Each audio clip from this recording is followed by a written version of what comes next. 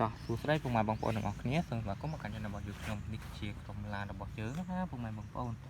ក្រុមឡានរបស់យើងគឺច្រើនខ្លាំងមែនទែនមិនមែនការដាក់បង្ហាញណាបន្តទៀតពុកម៉ែបងប្អូននៅឃើញតែកម្មវិធីនៃការជីកដីនិងការដឹករបស់ឡានរបស់យើង3គ្រឿងគឺយកទៅចាក់ធ្វើជាផ្លូវអញ្ចឹងណាបងប្អូនថ្ងៃឥឡូវយើងក៏ចាប់ផ្ដើមដឹកយកទៅចាំងទាំងអស់គ្នាទៅចាប់ផ្ដើមកាយដីបងប្អូនយើងសុំយកដី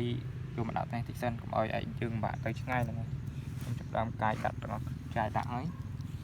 តោះនឹងកាយដាក់ឡានធំរ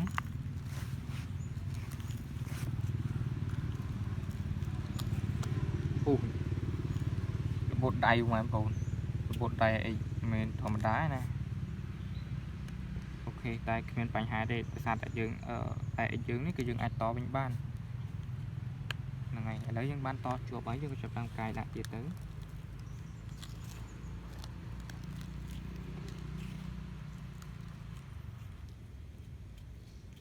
នេះបងប្អូនបានពេញមួយឡានហើយត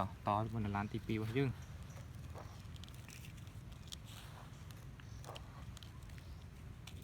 នេះឡានទី2របស់យើងក៏ពេញដូចគ្នា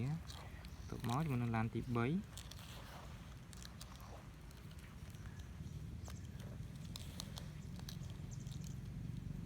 អូខេ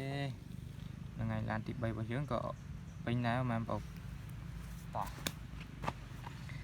បន្ទាប់ពីពេញហើយយើងក៏ធ្វើការដឹកយកទៅចាក់ទាំងអស់គ្នាទៅដោយយើងអត់មានបើកយកទៅចាក់លុះស្ពានតែយើងបើកយកមកចាក់នៅខាងក្រោមយើងធ្វើជាផ្លូវតហ្នឹងហើយបងប្អូនយើងចាក់ពីតង់ទៅនឹងទៅតោះឥឡូវចាប់ដល់បែនចាក់ហើយស៊ឺពូហ្វូអេមខ្លាំងមែនទេបងប្អូននេះអញ្ចឹងខ្ញុំសូមធ្វើការលើកបន្តិចដើម្បីឲ្យដីចេញមកឲ្យអស់ហ្នឹងហើយបន្ទាប់ពីយើងលើករួចហើយយើងក៏ចាប់តាមបើកយកទៅក្រោយវិញនេះបងប្អូនជួបមកទុកកន្លែងដើមទៅតោះឡានទី2របស់យើងចាប់តាមចេញដំណើរទៅដំណងទៅអូកពុបដីអស់បងប្អូនអើយ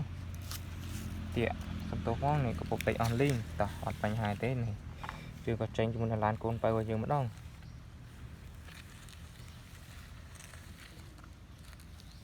នេះឡានកូនបើរបស់យើងចាប់តាមចេញដំណើរទៅហើយក៏ចាប់តាមបែនចាក់យកម្ដងលើកបន្តិចហ្នឹងអូខេហ្នឹងហើយយើងបានចំនួន2ឡានយើងបានខាតអស់ឡានតែមិនមានបញ្ហាបន្តិចតួចណាហ្នឹង